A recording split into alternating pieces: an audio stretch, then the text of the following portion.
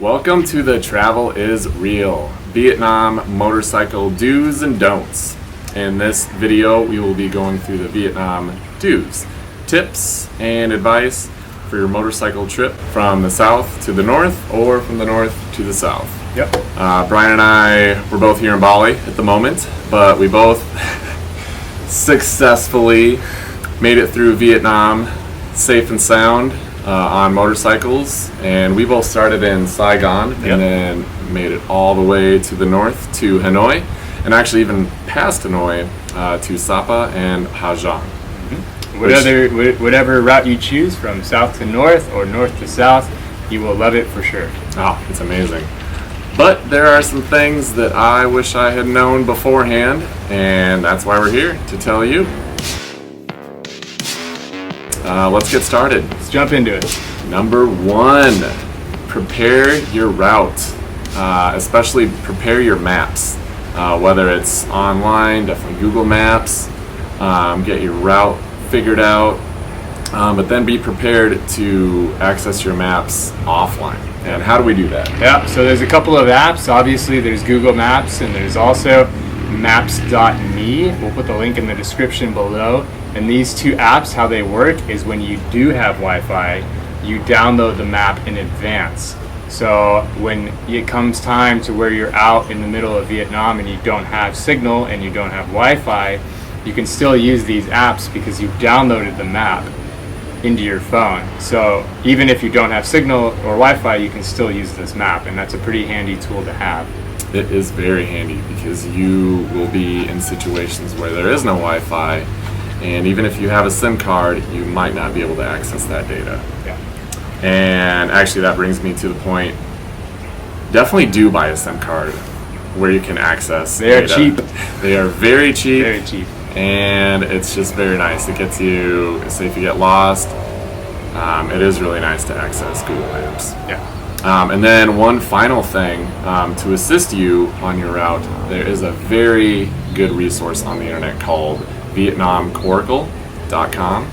And what this website, the creator of this website, has outlined is so many routes and avenues throughout Vietnam.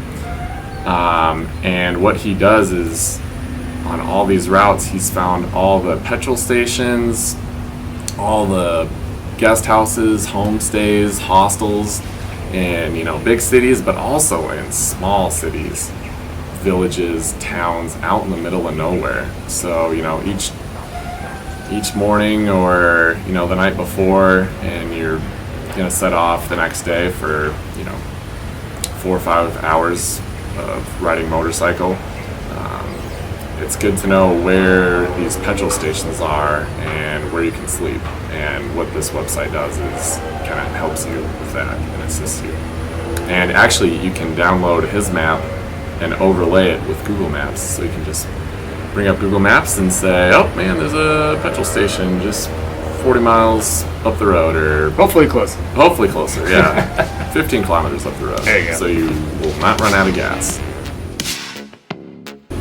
Number two, acquire a bike rack.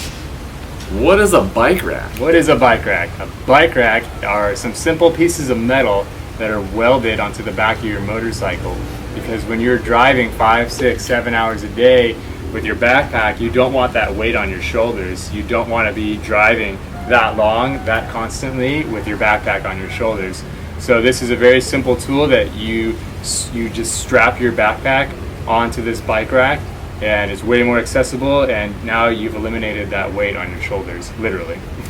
Yeah, I can't stress getting a bike rack enough, because I rode one day, my first day outside of Saigon up north, and I didn't utilize my bike rack, and I had my big rucksack on my shoulders. It was even loose enough, the straps were loose enough where it was resting on the back seat a little bit, but still, my shoulders and upper back were so sore. And then I acquired bungee cords the next day so I could strap my big rucksack to that metal extension. Right. Which is essentially what the bike rack is. It's just an extension from your back seat. Yeah. We'll show you some pictures. Yeah. Pictures. And even if you get a bike that doesn't have them, you can go to any mechanic shop and they'll weld it on for you. They can make you one in less than an hour. Yep. Simple. Yeah. My bike had a broken bike rack. The welds, there was a couple broken welds, and I went to this mechanic to get an oil change, and he just looked at the bike rack and wiggled it. He took out a little arc welder, just welded up the joints, and the bike rack was as good as new. Good as new. Good as new. Simple. All right, get a bike rack. Get a bike rack. You'll appreciate it. Number 3. This one is very important, but also very simple, but very important. Very important. Stay hydrated. Well, why do we have to stay hydrated? Why do we need to stay hydrated?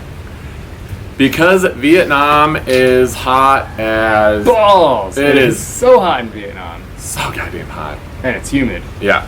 When I first arrived in Saigon, it was, each day it would fluctuate between like 38 degrees Celsius to 42 degrees Celsius, Yeah. which in Fahrenheit, I don't know, what is that, a billion? A billion. Like 10 billion. You're always wet. Yeah. When you're outside. Yeah. You're just sweating from every single surface of your skin that's able to sweat. Yeah. Your shirt will never dry. No. If you have a cotton shirt, it's going to smell.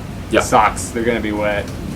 That's part of the adventure, though. Yeah, so you want to keep hydrated as much as possible. Drink more water than you think you would need to drink, because I would drink like a liter of water here and there. Yeah, couple liters. Bottle of water. Yeah. And then the second or third day, I was like, I need to drink way more than that. Yeah. Yeah, because You'll drink and you just won't pee. no, You you don't. just won't. As much as you drink. So yeah, how to stay hydrated? I would recommend, if you can, a Camelback backpack is an excellent item for your journey. You just fill your Camelback up in the morning, and then you'll just always have that water in your backpack. And then, say if you're driving or something, you can just drink all that water out of that little tube. Yeah. I'll show you a picture of what that looks like. But then always have a bottle of water handy. Try to have like 1 or 2 maybe metal reusable water bottles. Yeah. You can put one in your backpack, and then even put one outside. Just put it in the bungee cord on your backpack, so you can always have it easily accessible. Because you're gonna want it on your long days of driving. Like Alex said, try to use a metal. Try to use some sort of reusable, whatever it may be, the material may be, because you don't want to keep burning through so many plastic water bottles every single day, because that adds up real quick. Yeah. So if we can do our part and just use our single-use plastics and or eliminate our single-use plastics and just use our reusable materials, I think that would be great. Would you say sustainability is sexy? Sustainability is sexy. Number 4. This is a big one. This is a big one. Number 4, use the back brake on your motorcycle, not the front brake. Why not the front brake? Why not the front brake? I'll tell you. Because the front brake and some loose gravel or loose dirt, if you pull that front brake, you're more likely to crash your bike than you are if you were to use your back brake. Yeah, you are very likely to crash your bike when you use the front brake instead of the back, when you should use the back brake. Yeah. Your bike just locks up. It stops very abruptly when you use your front brake. The back brake typically just eases your bike. It's less of a jolt when you use your back brake. I mean, you don't want to stop very quickly regardless. But yeah, in most situations where you want to slow down, definitely use the back brake instead of the front brake. Yeah. I would go as far as to say, forget that you have a front brake. That's your emergency brake. Use your back brake as much as you can. But if you really, really have to stop abruptly, then you can hit your back brake and also gently use that front brake, feather it. Yeah, just feather it. Yeah. Yep. If you're on an automatic bike, your back brake is going to be your left brake. So that's the one you want to use, and your right will be the front brake. If you're on the manual bike, obviously you have the foot pedal for your back brake, and you have your the front brake is the same. Also the right pedal. Correct. Left being the clutch. But Yeah, the only times I really used it on the whole journey from south to the north was just when I was in bigger cities and somebody stopped abruptly right in front of me, and yeah, had to kind of slam both brakes. Yeah, and if you're in the bigger cities, then you're probably on better, more preserved roads. Correct. Where it is safer to use that front brake. Yep. But when you're in that loose dirt, I've seen a lot of accidents where people just kind of like had to stop really quick and they slammed that front brake and then the Yep. bike slid out underneath them. So Yeah, and that's a speed thing too. You know, when Yeah. you're going slower, you know, it's not going to be as dangerous if you use that front brake. But yeah, if you're going fast and you hit that front brake, sayonara. yeah. Number 5. 5. When you're on your motorcycle trip, visit local bike mechanics. Why do you want to do that? Why do I say that? Because you want to keep your bike tuned up and as healthy as possible. So what does that include? What does that mean? Well, when you're on your trip, you need to watch out for your oil. Rule of thumb, which I heard, get your oil changed every 300 to 500 kilometers. Say if you have a nicer bike or a newer bike, maybe 6 to 700. But regardless of that, every few days, take your bike into a mechanic shop and just have it tuned up, have it looked at. Some things to have the mechanic look at is definitely the oil. Yep. Get the brakes looked at. That's a very important one. Yeah, definitely. You do not want loose crappy brakes No. on your trip. No. That is a bad idea. Also, get the chain looked at because it'll loosen up after a while, and you do not want that chain to fall off or break in the middle of nowhere. So have the mechanics look at the chain, the filter, spark plugs, and also it might be likely that a headlight or a brake light or the turning signal might go out. So always have them look at that. Yep. Check your lights too. That's your responsibility. If you have a light that's out, if your headlights don't work, then you need to get that fixed. Yeah, it's dangerous not only for you, but everyone else. Yeah. Oh, and one thing to take note, this happened to me and a friend of mine on the Vietnam journey. Our engines would leak oil, but mine leaked oil at the beginning of my trip. And what I did, I would just take pictures of the pool of oil that would accumulate below the engine, at the end of a long ride, and then I would show that to the mechanic. And it took 2 or 3 mechanics to finally where it was fixed. Some mechanics, they might try to fix it, but after I think the 3rd mechanic I went to, it never leaked oil after that. And it was cheap, right? It was very cheap. And then after you're working on the engine for a while, just go to the nearest coffee shop, which is probably 2 meters away, and have a coffee and buy the mechanics some coffee. Yeah. Work out. Number 6. Wear long pants. Why wear long pants? Why wear long pants? It is so hot in Vietnam. Why would you wear long pants? Why make it worse? Yeah. Well, you're gonna make it worse anyway. We're trying to prevent the Vietnamese tattoo or the Southeast Asia tattoo. And what is that? Well, it is a exhaust burn. Yep. And this exhaust burn can happen very, very easily. Most motorcycles or scooters, mopeds, whatever, they typically don't have exhaust guards. And if you're riding all day, that exhaust pipe gets so goddamn hot. Superheated metal. Yeah. And a lot of times when you park in like a restaurant or a coffee shop or a mechanic, a lot of these bikes are so jam-packed together, and a lot of times when you park and get off your bike, you move your leg backwards and just boom, it takes half a second. Yeah.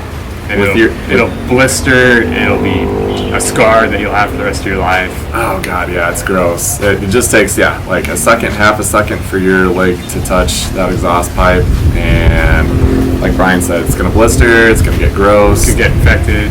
it easily could get infected. And so if that happens, then you gotta you got to maintain it. You got to take care of it. You got to dress it morning, afternoon, evening if you want to make sure that it doesn't get infected. Right. So if you're wearing pants, you have that extra layer of protection against the exhaust burn. And a good rule, a good trick is always treat every exhaust pipe like it is hot. Yeah. Because you don't know if it's hot or not. Yeah. You know. And then watch out for the other bikes too, because you don't know if their exhaust is still hot. Yeah. Yeah. I mean, if you're in a parking lot and just pretend like every single exhaust pipe that you see, pretend that it's really hot. Yeah. That way you'll never touch it, and you'll get in that muscle memory of avoiding your legs near those pipes. Yep. I have my own little Vietnam tattoo, and it's common. Typically on the back of the leg, Yeah. on the cap, and it hurts so bad. All right. Well, shoot, that's all for the Vietnam do's. Definitely check out the Vietnam motorcycle don't video for more tips and advice and kind of what not to do and what to look out for. Yep. So we hope you learned something from this video today. Tell your friends and have this. Hopefully, you have a couple pointers that you can remember to help keep safe out there. Yeah, write more tips in the comments below. And then if you want any more information on motorcycling Vietnam, check out the podcast. I have quite a few episodes from other travelers who have motorcycled all throughout Vietnam. And they have some pretty wild, bizarre, and interesting stories along with it. All right. And thanks for listening and watching. And remember to like and subscribe.